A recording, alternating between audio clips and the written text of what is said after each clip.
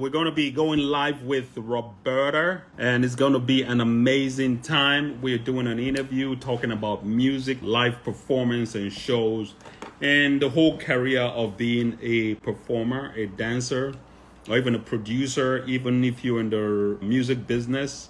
Whatever your passion, your talent is, if you make beats, just the whole business of music. We're going to be talking about it with Roberta. Roberta is the owner of a dance and cheer company, and they do a lot of shows right here in Los Angeles, in California, and pretty much worldwide. Anyways, we're going to be giving away some freebies. We'll tell you how to get the freebies, what you need to do, where you need to go. If you stay with us till the end, you will be getting some freebies. I expect things like iPhone, Android, AirPods, and even fashion gears. If you're a dancer, if you're a group, if you're a team, your group might win something. All you need to do is subscribe to our newsletter, share this channel to your family and friends, and you can get opportunities for nice freebies. So let's check on Roberta to see where she is. Oh, wow, we made this happen. We made Yeah, this happen. It's amazing, finally, amazing, amazing. yeah. Roberta, let's start with breaking the ice. First of all, what did you have for breakfast today? I had some scrambled eggs and toast and a banana. Oh, nice. It's nice. Very healthy, I guess. On it. Wow, you are wonderful. A registered dental hygienist. Yes, You teach at the West Coast University in dental hygiene department. You have 4 children and one grandson. Amazing. So you grew up taking dance lessons, playing soccer, teaching dance, and color guard summer camps, right? that's right. That's right. I'm amazing. And it doesn't even stop there. You were a baton twirler. Is it twirler? Baton twirler, yes. At 7 years old, you were a mascot for the LA Rams football team. Yes. And for 3 years, you have created your own nonprofit called Unified Tooth Right. Fairies. And you help girls' schools in Guatemala. Right. And you have been an owner of NRG Dance and Cheer since 2000. Very impressive resume, Thank Roberta. you. There's so much depth to you, but we'll piece it slowly and unpack this whole wonderful things that you do. Okay. Now, tell us about that experience of being a baton cheerleader with the LA Rams football team. My mom was a former Ramette. They were a group of women baton twirlers. And so through her contacts, and after she got married and had children, she gave me baton lessons. She knew at that time they had a live band. So they would play music with a live band. And it was at the LA Coliseum, and there was a track around the field and everything. And so we would go, and I would just at break times jump up on the track and do a little routine to the music, and then we just move around the track. And I was 7 or 8 years old. It's just little bits and pieces that I remember, really. So Wow, nice. Definitely, you are a person that has been in entertainment or around entertainment, all this time growing up. So, do you know or what do you know about Afrobeats? what I know is what I know from you. When you came to our competition and your daughter was performing at our competition, you mentioned this type of new dance genre that's been catching momentum, and it sounds really interesting, and it sounds a lot to me like a new version of a street dance, a form of dance. And the beats are very popular, they're very upbeat. I think a lot of people can relate to that very easily, and it's a lot of energy, get you moving, and it's fun to watch people having fun. Excellent. Yes, definitely. How we met. Let me just give a small history about how we met. My daughter was performing at a competition that is run by Roberta's company, NRG. You guys were the sponsor, right? You put that Right, whole thing right. together. And you guys have been doing dance since 2000 in Los We've Angeles? been a particular company since 2000, yes. Okay, so you guys put up competitions in different locations, in schools, theme parks, and places like that, right? Your competitions are mostly cheerleading and what kind of dances? Dances that would attract elementary, junior high, and high schools. So they do jazz type dancing, lyrical type theme dancing, character. There's military teams that come, hip hop teams. different dancing like that they do. And then cheerleading. All-star cheer, school-based cheer. Pop Warner is a whole nother kind of line of cheerleaders that like to compete every once in a while. So we host anybody that's just on flat mats. Excellent. So how I met you, then my daughter was performing at this competition that you guys put together. By the way, you guys did an excellent job putting that thing together. Thank you. When I attended, I was surprised and blown away. There was nothing about Afrobeats as a category in all the competitions. So that's what got my interest. I'm like, okay, what can we do here? Because I'm making plans to do an Afrobeat musical and dance show on TV. Now that this high school and elementary school and this age group, this Gen Zs are doing this, what can we do to introduce Afro as a genre or as a, what would you call it? If you watch So You Think You Can Dance, right? Uh-huh. Ballroom dancing, they have hip hop, they have lyrical, they have jazz routines. I think they even do a Bali dancing, like from India somewhere. And so they have those different genres on So You Think You Can Dance. It would be something like that, where instead of doing a jazz routine or a hip hop routine, it would be an Afrobeats routine. And so hopefully, I think one way to do it is to just start to introduce it at different competitions. If you can get a team together that'd be willing to go and show this type of genre as an exhibition, then that would start to reach those parents, those schools, those coaches that haven't maybe seen this type of dance yet and would pique their interest in then looking at how could I would be interested in putting together an Afrobeats routine to compete at competitions. And if that was a category that I could enter, then amongst all my other ones that I do, then I could put together a small group, a large group of kids, whoever's interested in putting together an Afrobeats routine. And then that would probably help make it more well known. And once that happens, then yeah. Okay, great. I guess for Afrobeats, this is very big. This is important. This is valuable access into mainstream dance competitions, because Afrobeat is slowly gaining a lot of popularity in America, with Tyler winning the Grammy Awards. Right. Collaborations like Chris Brown with Davido, Wizkid has collaborated with Drake.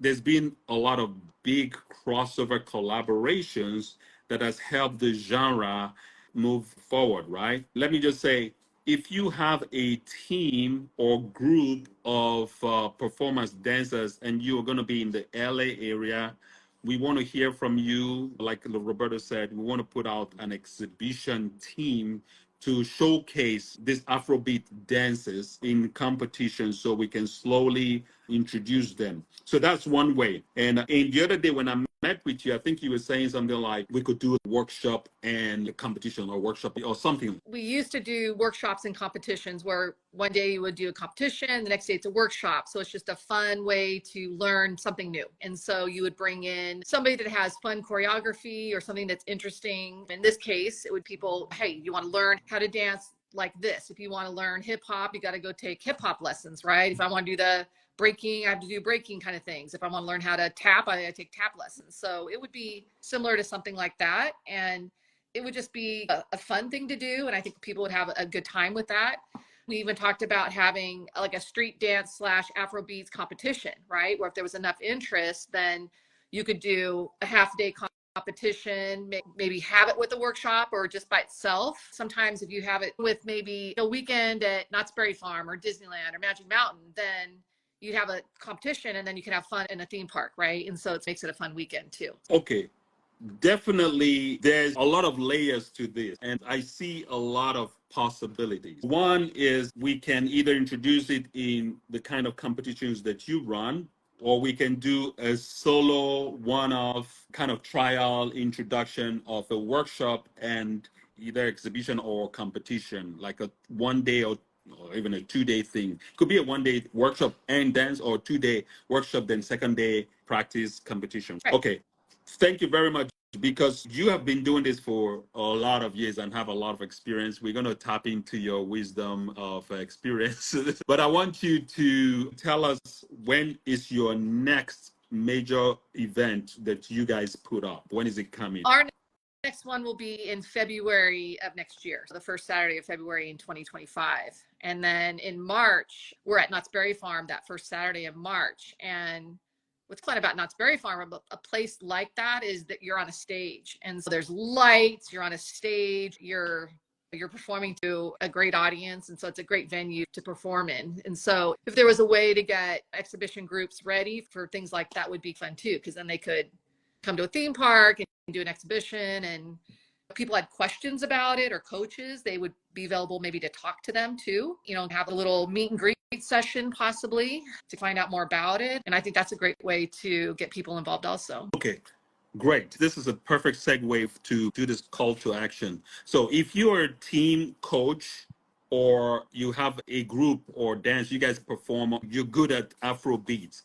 DM us if you are going to be in the Los Angeles area around February or March of next year. Definitely, we will work with you. Now, with time, as we get this momentum going, we'll be able to set up an elaborate arrangement where we can even fly some teams down or provide some type of accommodation or something for you guys to come from either Europe, Africa, Australia, Asia, India, wherever you are, right?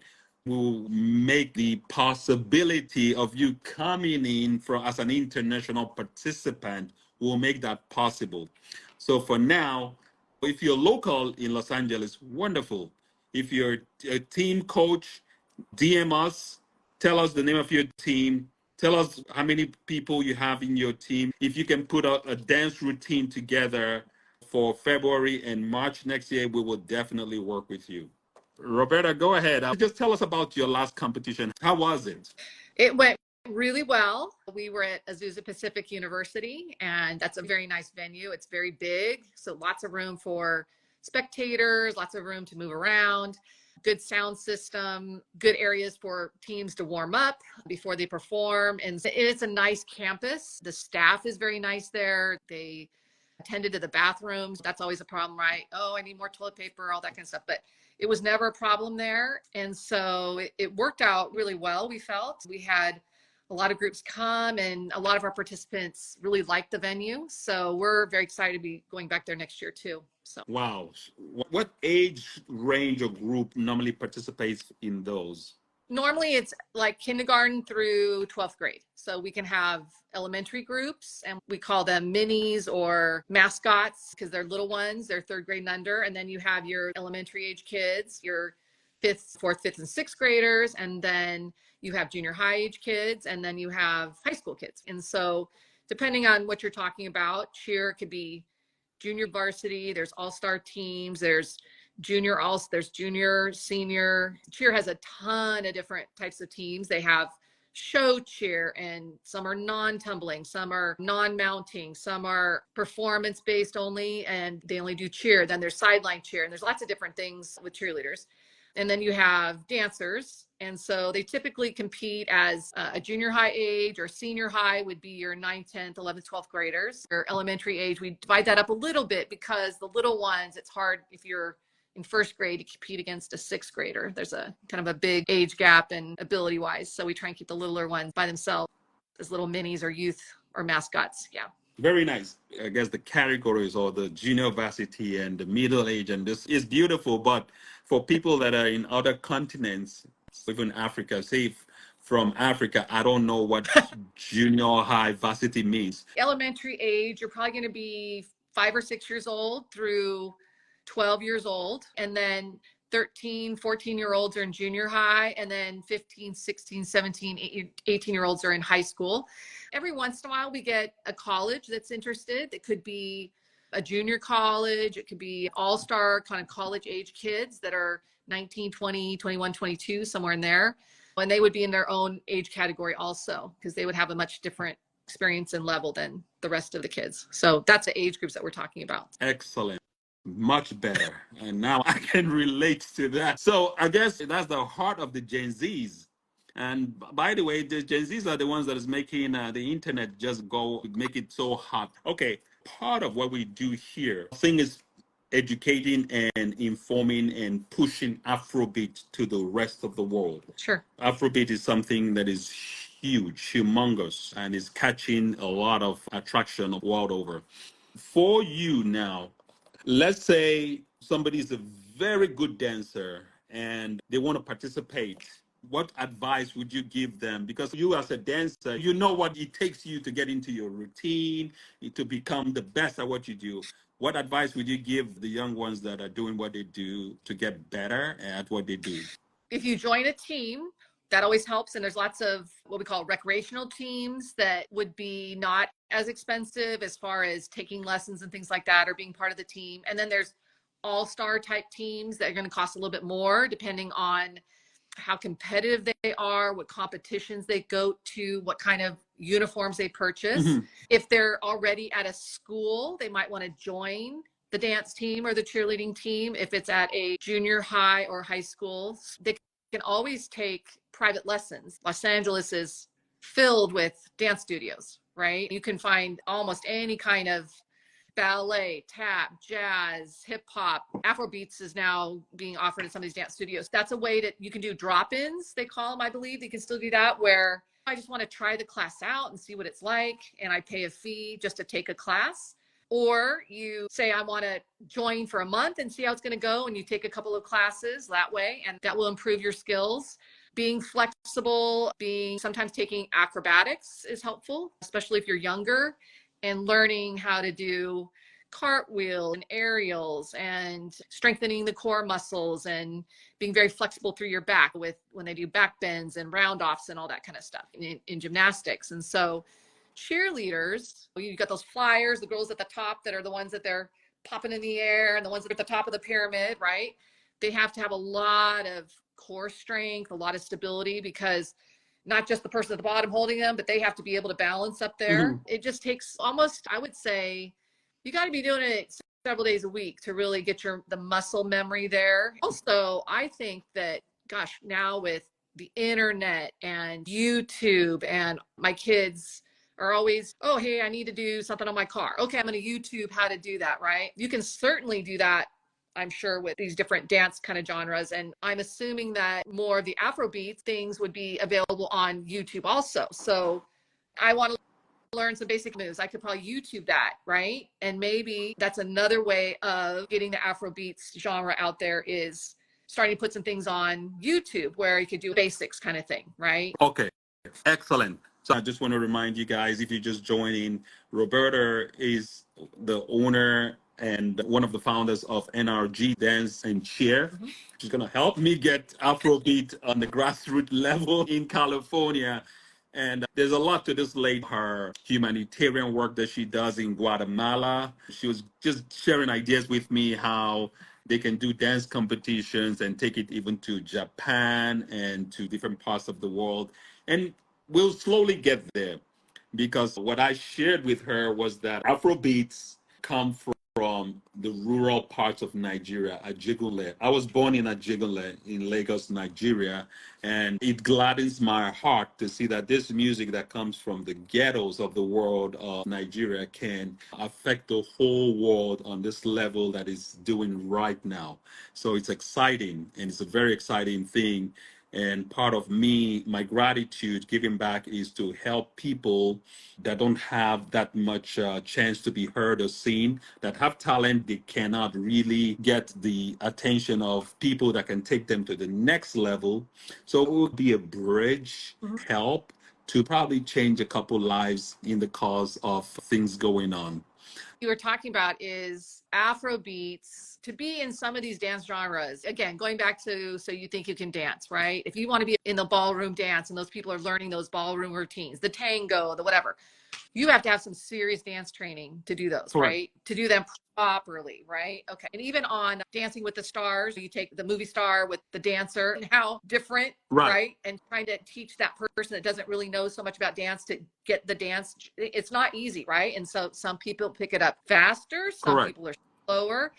But what the Afrobeats and the hip hop genres have done is help people that don't have that real technical dance training background, but then they can learn something that's real fun in an upbeat way and really have fun with something and really accomplish something without having to have 10 years of ballet training, and all that would help. But I don't know if you have to have that for this, right? See, that's a beautiful point you just made there, because the reality is you don't have to have years of whatever, but for you to be very good at the dances, you will definitely put in work. But the beautiful thing is that on social media, I see a lot of challenges where even you have people in their hair salons or in their nurses doing the dance, even some doctors doing the dances, some lawyers. There's just all kinds of people. It's easy to pick up because it's a high energy, happy vibe. And with just a few lessons online on TikTok, you can get the move. And if you're going to be a professional, then definitely you have to put in a lot of work. Chris Brown or Poco Lee. Poco Lee is like one of the top dancers in Nigeria. He does a lot of music videos. So thank you, Roberta, for saying that. You as a mother and grandmother, right? I know you have a lot of advice to give young people that maybe might not be confident, or maybe they're doubting themselves, about their future, if dancing can really be a career or something that can help them go to places. What can you speak on that? You hear stories of people that start one way and they get diverted, and all of a sudden they're on this wonderful path they never thought they would be on, and they're enjoying it and loving it and all that kind of stuff. And this could be something like that for somebody. I don't think that you should see any walls. Your future is always open. I think even Colonel Sanders was what, in his 60s or 70s when he came up with Kentucky Fried Chicken. If you think you can do it, then you can do it.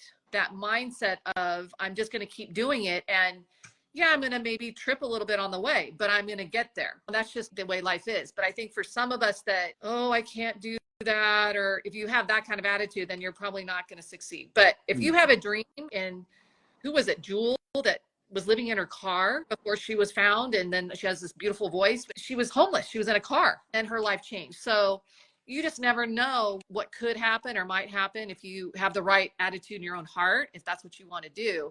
With my kids, it's, what do you want to be? And let's go, let's get there, right? And then along the way, you think, maybe this isn't my dream anymore. I saw this, and maybe this seems really interesting, or just even meeting you, my path now on a different trajectory. So if you're just open to things, that's what you have to be, right? Just be persistent in what you want to do, because that's the only way to get things done. Okay, following that line of question, I'm going to ask you a couple rapid questions about you. And what's your favorite drink? I like sweet drinks, but my favorite drink right now is like a passion iced tea. It's an unsweetened passion iced tea. Okay. What's your favorite meal? I like pasta. Okay. Along those lines, have you tried any Nigerian or West African dishes? If I have, I don't know I have. Okay, we will change that. I'll make you something. I'll introduce you to the jollof rice. There's jollof rice. There's fufu. Fufu is like one of the staple foods in Nigeria. Okay. So what would you say your favorite country to visit? I go to Guatemala all the time, but my favorite country that I have been to so far, Japan's probably one of the most different ones. It was very interesting. But Australia was really nice. But I am going to South Africa, so I'll let you know. Maybe that will be my favorite. We'll see. All right. So who has made the most influence in your life? Parents, probably. My dad was an orthopedic surgeon, and my mom was a teacher, but she's been in show business a little bit. She has a SAG card and all that kind of stuff. But she loves working with handicapped children, and she loves helping other people like that. And my dad, he loved being a doctor. He loved helping people. So broken bones, things like that. And he loved being the team doctor for the football team at the high school. And he recycled. We were recycling way back before anybody was recycling. So I think my parents have been very giving people, and that's probably inspired me to be a giving person myself and paying it forward, right? If I'm fortunate to have these things, how can I help somebody else? How do I change somebody else's life to be better? And primarily where that has taken me is with young kids, because I can help a young child prevent having decay in their mouth, or fixing their teeth, or whatever that is, maybe straightening their teeth, or just being a mentor to people, right? Amazing. So What would you say is with kids today or Gen Z's mental health? What would be your advice to help people overcome some mental health issues? What would you suggest? Not being a trained psychologist myself, only being a mom, it seems if I'm in a situation that's overwhelming, right? Because we all are at time to time, whether it's lots of times or every once in a Hmm. while, life becomes that, oh my goodness, I'm down deep and I'm trying to figure out my way back up. I think that finding a good outlet is a good thing to do as far as doing something, right? You got to become active. And so that could be walking, that could be dancing, that could be learning. I'm gonna learn some Afrobeats, I'm gonna learn some hip hop, I'm gonna learn something new. And just part of my day is learning something new like that. And it takes your mind off of that heaping pile of whatever's on your head, your shoulders, right? And you take that time to just let that go and just let your mind just be free and fun for a little while. And I think that if you do that kind of on a daily basis, then it helps your own mental attitude. Okay, I am okay. I've got this music. I just feel so much better. And now I can tackle that problem and make it go away in a way that, so Correct. I think that if we take our energy and redirect it, that could help. Reading books certainly helps some people. Some people are real big readers. Mhm. Some people like to listen to things. I think there's probably podcasts on a lot of meditative things. You do some meditation work, right? And Correct. so meditation, I think, is a very nice way of calming the brain. I think there's just so much that goes on in our world. There's so much stimulation that there's just times when you just want to just be in a nice environment and just be reflecting on certain things. Amazing.